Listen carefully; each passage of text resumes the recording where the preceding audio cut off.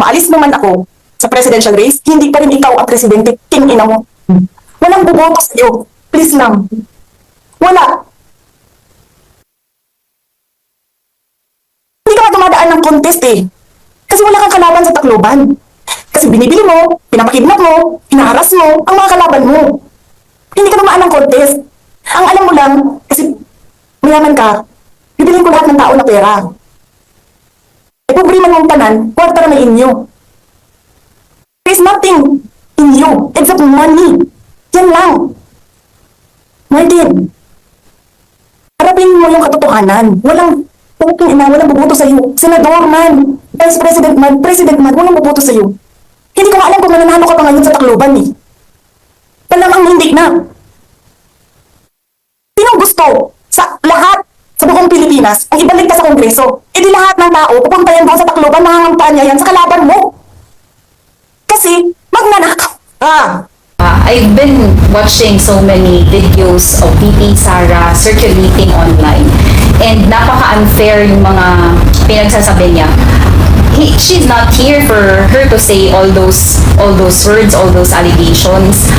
Speaker Martin Romualdez, as I have said, siya yung naging congressman namin since 2007. I have been with politics since 2007, and ever since I started in the politics, we have different political beliefs, we have different parties, but never we have experienced any political pressure, any yung mga kidnapping, no. It never happened here in the 1st District of Leyte, yung sinasabi na lahat ina-arrange na wala siyang kalaban. It never happened kasi palagi nang may kalaban si Speaker Martin Romualdez, and we are just so thankful with our political leaders on top, with our governor, with our congressman, na dito sa Leyte, peaceful ang election. We have never experienced harassment or any, as what they have said, no political pressure. And that's why parang nakakatuwa na ganito kami dito, kasi if we will be risking our lives, if we will be experiencing all those na sinasabi ni VP Sara, ba't pa ako tatakbo, ang bata-bata ko pa, I wanted to have a brighter future. Bakit ko pa pipiliing mag-serve dito kung alam ko na ganito yung nararanasan dito sa Leyte? So first-hand experience, even if we are not allies ni Speaker Martin Romualdez, we have never experienced political pressure, harassment, kidnapping, or whatsoever that was mentioned, and at the same time, peaceful ang election, peaceful ang politika din dito sa 1st District of Leyte and some other parts of Leyte. Sa akong kakilala niya, kay politician ko ang akong asawa, di kang pa kaniadto. Huwag yung kumahinundong nga may kaaway si Speaker. Kanang ingon ni Bibi Sara nga kanang manhat bayaran, dili ka na. Kay during election, kaya naka-experience good ko, huwag yun na sila ipanhatag ng mga pagpalit. Sa totoo lang, hindi talaga yan magagawa ng natin, speaker, yung pagharas ng ganyan. Diba? Kasi sa pagkilala ko kay speaker, hindi, yung niya, yung personality niya, hindi yan manaras. Yung mga allegation na ganyan. Kung pagkita lagi, personalidad ni House Speaker, dili talaga niya kaya magmando o mag-orderin suga ditong klase nga, inin pagsugo nga, pagharas, pagpakidnap o diri ito niya kaya ni akong pag-observe, akong pagkilala kay Speaker, diri talaga ito niya kaya na magsusugo. Wala namang kidnapping dito sa amin. Wala namang naghaharas sa amin dito. Ang election dito, himyang. Walang trouble. Dahil we respect the speaker. Dahil alam namin ang ginagawa ng speaker para sa kabutihan ng lahat. Wala. For how many years? 21 years ako sa politics. Wala akong naririnig na ganyan. Wala akong wala akong naririnig, wala akong regarding the speaker. Harassment or kidnapping or trouble in election time, wala akong naririnig dyan. I cannot understand why he said that. She said that. Parang uncalled for, parang hindi talaga dapat because it's not true. Kasi we know the speaker and we know he never goes to those to the point to the stage na like what he described. And there are no kidnappings here. There are no wala namang mga ano dito. Whenever he's here, he talks about progress. He talks about what he can do to help, and he really, we can see really his desire to be of service and to help wherever he can. First of all, itong accusation ni Vice President, nakakatawa naman yun eh. Walang mga katotohanan yan eh. Ako talagang kilala ko si Mr. Speaker. Dahil lahat na kumandidato siya of his political career, wala naman siyang kinidnap. Wala naman siyang hinaras ng mga political opposition. Lumalaban siya ng patas. Walang lumalaban sa kanya. Mostly kasi alam naman, nakikita naman yung matulungin siya eh. Hindi naman niya pinapabayaan yung First District of Leyte, especially in our municipality of Tolosa. So, nakakatawa yung mga accusation ni Vice President. Walang katotohanan po. I know and we know, Mr. Speaker, na matulungin siya. I think as a Vice President, no, it's uncalled for. No? I hope sana hindi na nangyari yun. No? Kasi, it will really divide our country. The least that she could probably have done is sana nag-appear na lang siya dun sa Kongreso to once and for all clear all the accusations or she has to answer everything. No? Madali lang naman yun eh. No? I don't know how come hindi niya nagagawa. No?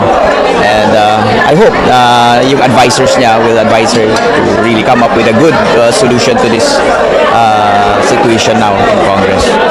Kasama ng mga mayors po natin, ano po yung purpose sa pagpunta natin ngayon dito sa Definitely to show our 100% support to the President and to the Speaker.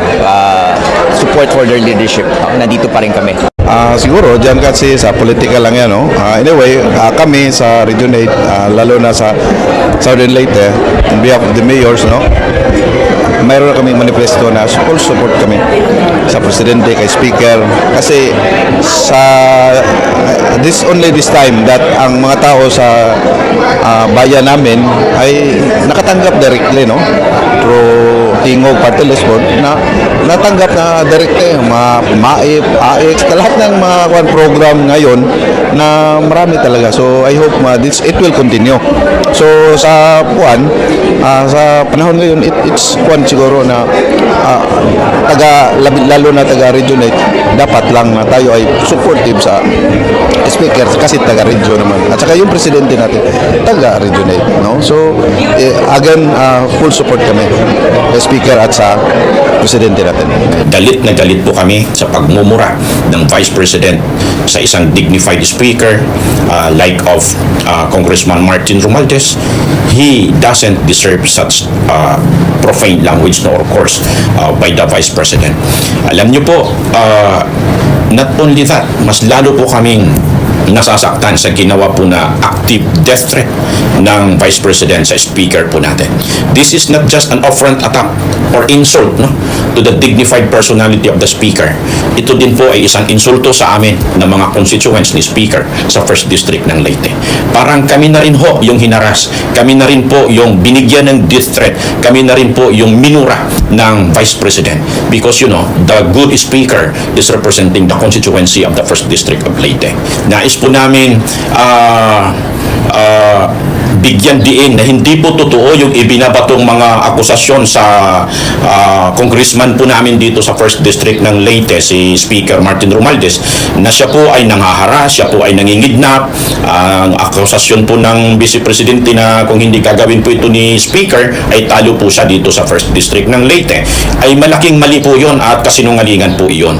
Napaka-dignified po na tao, napakakalma, napaka-diplomatic yung Speaker Martin Romualdez. Siya po ay nakikitungo sa mga alkalde, sa mga political leaders sa lokal at maging sa mga barangay na level at maging sa lahat ng mga constituency po namin na pinapakita niya po talaga, as I said, he is an embodiment of the principle of honesty, integrity, and service. Kaya ho, mali at hindi po totoo yung binabato sa kanya na namimili po siya ng botos o kaya nananakot ng tao, nagkikidnap, nag-i-influence, nag-i-intimidate. Wala hong ganon dito po sa province of Leyte. Wala pong ganon dito sa 1st District of Leyte. It's all about dignified politics ho, yung umiiral sa province ng Leyte. Sinasabi ko po ito not because na ako po ay isang alkalde ng bayan ng San Miguel Leyte, bagkos hindi pa po ako politiko, ito na po kasi yung pangyayari dito sa 1st District ng Leyte. Wala pong ganon.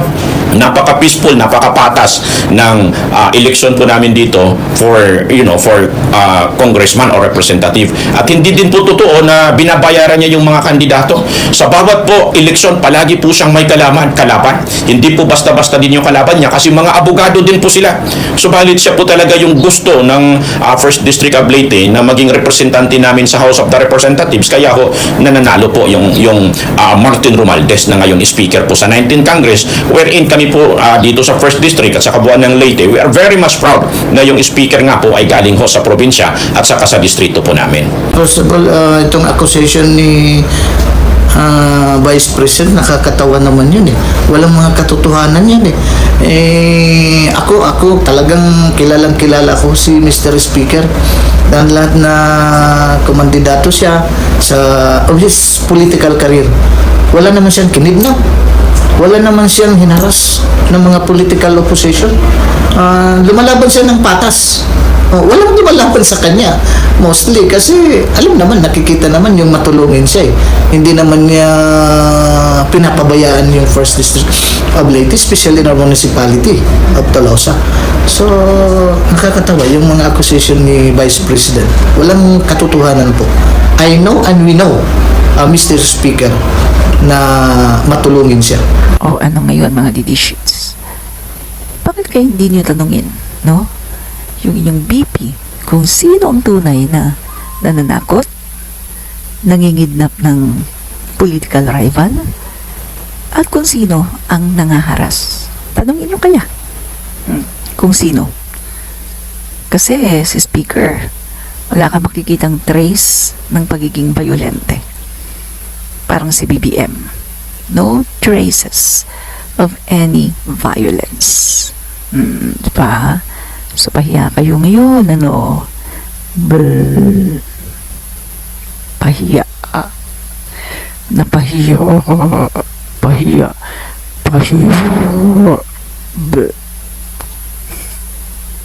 Admin Rich. Pahiya.